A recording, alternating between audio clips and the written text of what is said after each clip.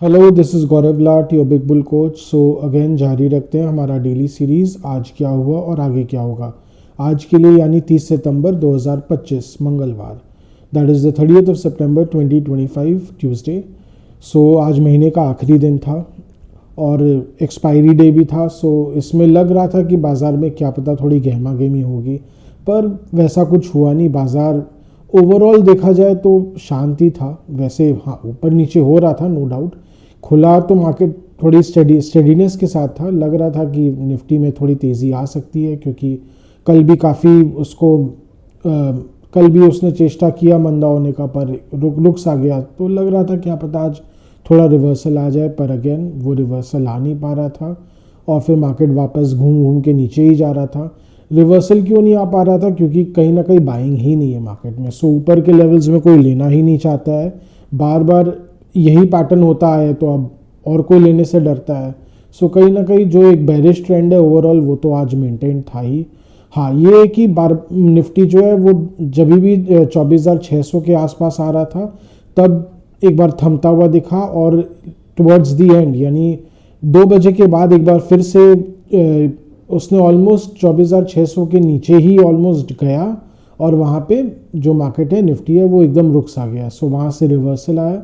सो ये एकदम एक सटल साइन था कि वहाँ पे कोई बहुत मेजर एक इंटरवेंशन देखा गया, जिसको बोलते हैं मार्केट में रेस्क्यू बाइंग एफर्ट, कि भैया एक गिरते हुए नाव को किसी भी तरह करके बचाओ।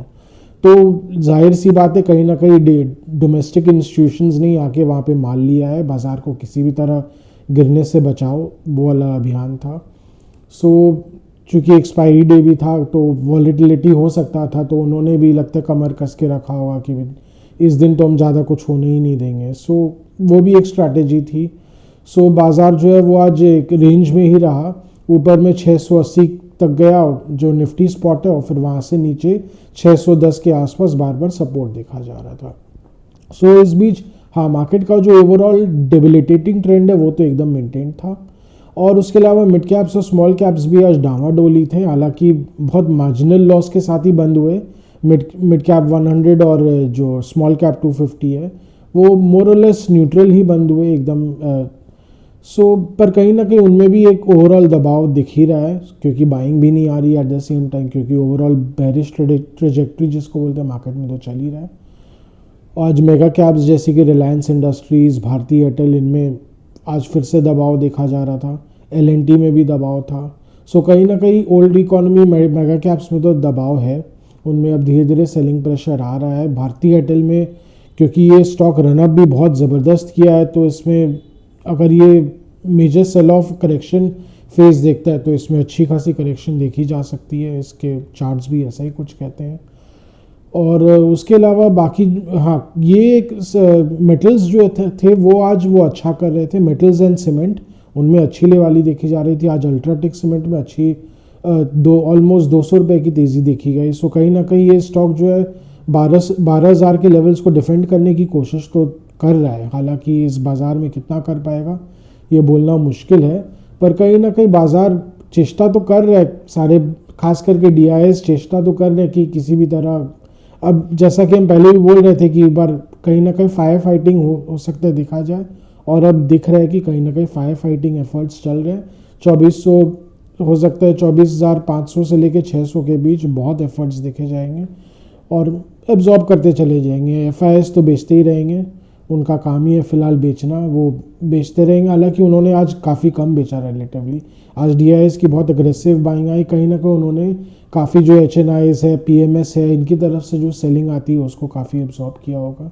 और हाँ, एक और फैक्टर ये है कि अभी IPO सीज़न ज़बरदस्त आने वाला है। 6 अक्टूबर को टाटा कैपिटल का IPO आएगा, LG इंडिया का IPO आएगा इसी महीने।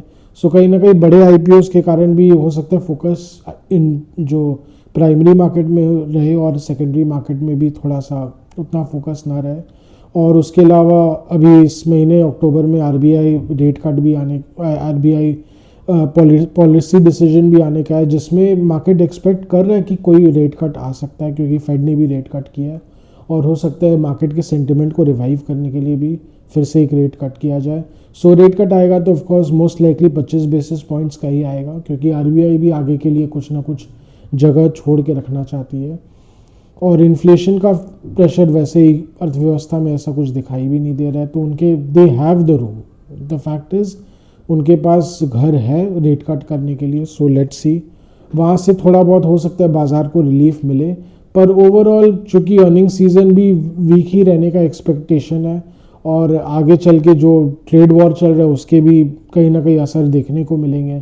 सो उसके कारण कहीं ना कहीं बाज़ार में एक डर है, हालांकि वो डर जो है एक बहुत साइलेंट फियर है, एक साइलेंट फियर है, कोई बताना नहीं चाहता है, पर कहीं ना कहीं लोगों के मन में एक डर है उसी चीज़ को लेके कि कहीं हम लेके फंस ना जाए, तो वही वाली स्थिति हो रखी है। सो बाज़ार गिरेगा, निफ्टी हो सकता है अगर गिरे भी तो कोई बहुत ज़बरदस्त करेक्शन तो फिलहाल नहीं लग रहा है, क्योंकि DIS तो एकदम सारी पेटी बांध के रखे ही है, वो तो लेते ही चले जाएंगे। ऐसा पहले भी होते आया और इस बार भी हमें लग रहा है ऐसा ही होता रहेगा। सप्लाई आते रहेगा, वो उसको एब्जॉर्ब करते चले जाएंगे। हाँ, उसके कारण ये होगा कि जो मंदी, ज़बरदस्त मंदी आनी थी, वो बहुत एकदम रुक रुक के, और हो सकता है भाई अगर ऐसे केस में क्या होगा, अगर करेक्शन आता है कि निफ्टी जो है वो 22,000 तक चला जाता, तो हो सकता है ऐसे केस में 23,000 तक ही रुक जाएगा। सो उनका बाइंग जो है वो कहीं ना कहीं कुशन कर देता है, वो जो फॉल को काफ़ी एकदम नरमा देता है, तो जो औधे मुँह गिर सकता था वो थोड़ा थोड़ा करके ही जाएगा। सो वही चीज़ है, उनका भी यही एफर्ट रहता है कि बाज़ार में जितना हो सके वॉलेटिलिटी को कंट्रोल में रखना है। हाँ, ये बात अलग है कि कहीं ना कहीं क्योंकि इक्विटी मार्केट एंड इक्विटी पर से इट इज़, उसका डिफ़ॉल्ट कैरेक्टर ही वॉलेटिलिटी होता है, क्योंकि वो हर समय चेंजेस को रिफ्लेक्ट करता है। अब हो सकता है उसके अजम्पशन में कहीं ना कहीं चेंजेस आ जाए, हो अब प्लेयर्स भी नहीं चाहते हैं कि वो ऐसा करे, इक्विटीज़ भी एकदम स्टेबल वे में जैसे बॉन्ड्स बिहेव करते वैसे ही बिहेव करे। सो कहीं ना कहीं मार्केट प्लेयर्स भी, जो डोमिनेंट प्लेयर्स है, वो भी अब बिहेवियरल चेंज चाहते हैं मार्केट में। सो सबको उसके हिसाब से एडजस्ट करना पड़ेगा, मार्केट विल एडजस्ट अकॉर्डिंगली। सो वही चीज़, यही सिनारियो ओवरऑल। पर हाँ, ये बात अभी पक्की है, फिलहाल तो मार्केट एक बेरिश फेज में ही दिख रहा है। कितना बेरिश जाता है वो तो वक्त बताएगा ही बताएगा। सो आज का डेली व्लॉग यहीं तक रखते हैं। आशा कर रहे हैं कि आपको हमारी डेली व्लॉग्स अच्छी लग रही हो। Do like, share and subscribe to our channel. Do hit the bell icon for regular update on our videos. उसके अलावा आपको अगर कोई कमेंट्स देना हो, कुछ सजेशंस देना हो, फीडबैक देना हो, please write in our comment section. Your feedback is really important for us to enhance our content. और उसके अलावा अगर आपको कोई स्टॉक स्पेसिफिक क्वेरीज हो तो again write in our comment section, we will get back to you and help you